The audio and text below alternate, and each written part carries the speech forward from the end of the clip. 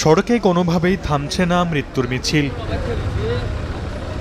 শনিবার দুপুরে ঢাকা বরিশাল মহাসড়কের মাদারীপুর সদর উপজেলার তাঁতিবাড়ি এলাকায় ঢাকাগামী একটি পিকআপ ভ্যানের সামনের একটি চাকা ফেটে যায়। এতে নিয়ন্ত্রণ হারিয়ে বিপরীত দিক থেকে আসা বরিশালগামী হানিফ পরিবহনের একটি যাত্রীবাহী বাসের সঙ্গে মুখোমুখি সংঘর্ষ হয়। এতে ঘটনাস্থলে প্রাণ হারান পিকআপ ভ্যানের চালক। আহত হন বাসের চালকসহ অন্তত 10 যাত্রী। তাদের উদ্ধার করে সদর হাসপাতালে ভর্তি করে ফায়ার সার্ভিস।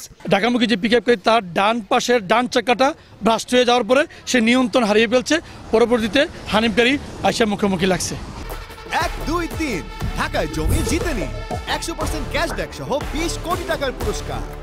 এদিকে খুলনা মংলা মহাসড়কের বাগেরহাটের চেয়ারম্যান মোড় এলাকায় ইঞ্জিন চালিত একটি ভ্যানকে চাপা দেয় দ্রুত গতির একটি ট্রাক। এতে ঘটনাস্থলে এক যাত্রী নিহত হন। আহত হন ভ্যান চালক সহ 4 জন। তাদের উদ্ধার করে উপজেলা স্বাস্থ্য কমপ্লেক্সে নেওয়া হলে আরও 2 জনকে মৃত ঘোষণা করেন চিকিৎসক। অন্যদিকে ময়মনসিংহ সদরের আলালপুরে ফুলপুরগামী একটি যাত্রীবাহী বাস বিপরীত দিক থেকে আসে একটি অটোরিকশাকে চাপা দেয়। এতে দুমড়ে মুচড়ে যায় অটোরিকশাটি। ঘটনাস্থলে মারা যান 2 যাত্রী। সর্দার মোহাম্মদ আরিফ, সময় সংবাদ।